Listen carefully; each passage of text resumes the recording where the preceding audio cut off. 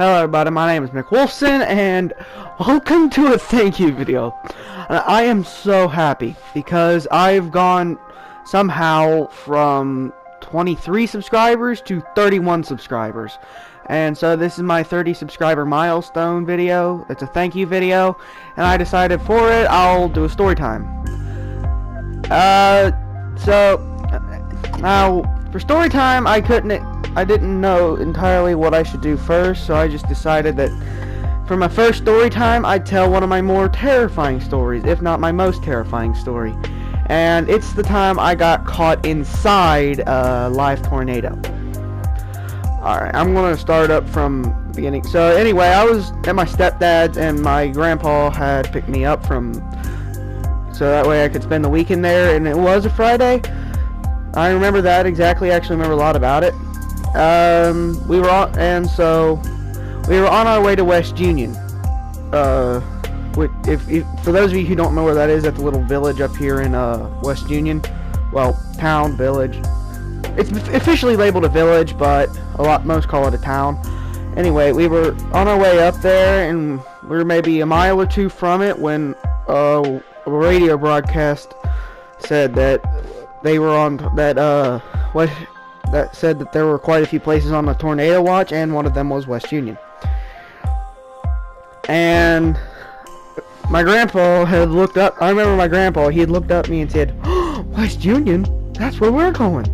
As a joke, because that's the way my grandpa is. He's a joker. And if you've been on, for those of you who've been on this channel and watched my videos back when I was back on my original channel, and on before I did the channel reset, those of you who know where I haven't edited my grandpa out, that he's a kind of jokey guy, even with a sailor mouth.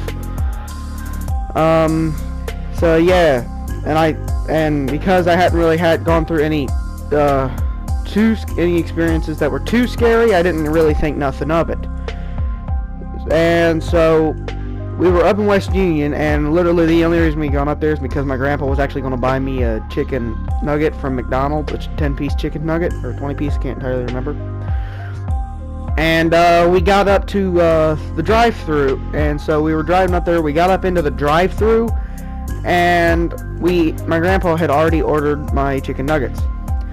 And I'm not even joking. Like, we got up there, we got on the intercom or whatever, and the lady asked for an order. My grandpa said a 20-piece or a 10-piece chicken nugget. That's the one thing I can't remember. With a small high C. This was back in the good days of McDonald's in the 2000s, when they actually sold some good stuff like high C, and they still had that, and then the West Union one still had that old poster on the back all that. I'm carrying on. Anyway, we had got everything ordered, and then we went up to the first window. And then it was at that point we got up there that it seemed like the whole place was literally just deserted. Like it was a ghost on the intercom, but it wasn't. And so, sorry about that. And so we were, so we just sat there and waited for someone to come in, so that way we could come to the first window to pay him. And then next thing I know, we're up at the second window. Now, at the time, I thought that my grandpa had actually driven us up there, because I wasn't looking, and he had already paid. But it wasn't until later that I actually found out that the back of the truck was actually dragged up, and the whole truck was dragged up to the second window, where it conveniently stopped with my grandpa's driver's seat side window right next to the receiving window. And that was it. And and I'm not just talking simple, and my grandpa knows this, because he'd look down, and when I put the piece together, I realized that he was right, because I did remember looking at the gear shifter and seeing it in P, but I didn't really understand at the time how gear shifters worked. But he looked down, his foot was on the brake, and the truck was in park. So it couldn't have been us driving up there. So it was the wind actually picking up and dragging us clear up to the second window. And then that's when things got a bit scary. I was looking out the window, and then I could physically see the wind moving going to my right. And as I looked around, and it was actually twisting. And that's when that was when I looked around. I got a good look at the angle, because I don't know how, but at the time I was able to. I knew basic physics and stuff like that.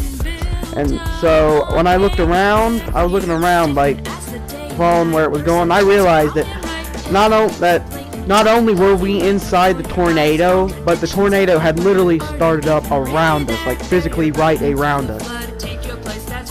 And so I was sitting in the back seat. I was panicking, and my grandpa, I don't know how, he might have been scared and panicking too. But like, if you were with him at the time, you'd think that he wasn't afraid of tornadoes and he wasn't scared at all. But knowing him, he was probably scared to death. But yeah, anyway, my grandpa realized my grandpa realized it was actually starting to get worse. He put it in drive, and we drove over to the Walmart that's literally like right there, and we took in one of the parking spaces, and that's when like a ranger was coming in, going around the parking lot saying to exit your vehicle and find the nearest safe place, find the nearest hill and safe creek. And honestly, looking back, I can agree with my grandpa when I say that was actually quite stupid, because the wind was actually going so fast that had anyone gotten out, they would have been blown from here to Timbuktu.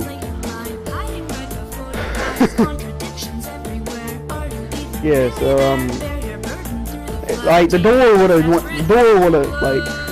of a freaking reinforced, like a door of a freaking armored truck probably would have gotten torn off its hinges, and a person stepped out of that wind, they're gonna go flying. So my grandpa decided to do probably the best thing for that situation that we could actually think of and do. He backed out of the parking lot, and he freaking floored it out of that parking lot.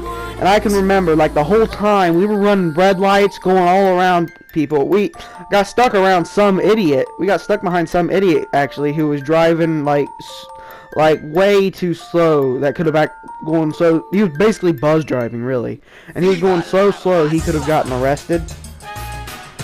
And we got stuck behind him, and there was a twister going on, not even 6 miles behind us.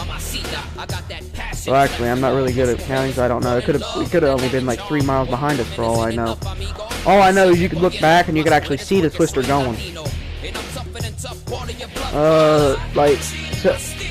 Before that, we were lucky that was actually right before we exited town. So like a majority of the time we were in the town and he was leaving, we were just going by everyone, and we were running red lights. We were going like really freaking fast. Like, I don't know, probably near 100 miles an hour. Okay, I'm not sure, but that's probably not that fast, but to me it seems like it's actually going pretty fast. Cause like, I can tell you right now, we were going pretty fast. We were going about as fast as that bike is on GTA right now, full speed, if this weren't speeded up.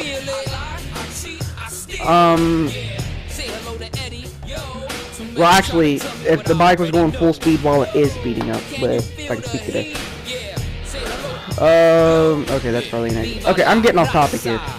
But yeah, we were just riding out of there, and we thought we had escaped it. Then we got down to Lynx, which is like a place between where I live and West Union, and the twister had actually gotten, and then somehow like gone around us, and it had actually gotten to Lynx. And so we were hightailing it out of there, going full speed once again, with a freaking twister like almost right on our butt. And then I got home. Like, I was kind of sad that I didn't get my nuggets, but like at the same time I was just glad because I actually survived. Because my first encounter with a tornado, I had actually survived, and it really, like, it probably wasn't as bad compared to a lot of others with the tornado experiences, but I was maybe only like 6 or 7 at the time, so to me, I was terrified.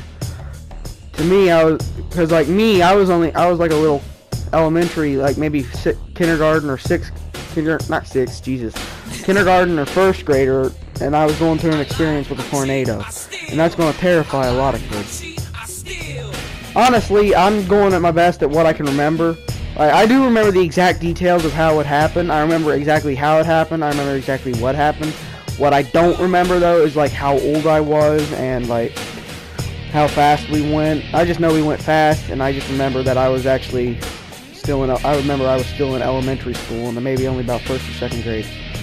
And I still thought people like Superman and Batman existed.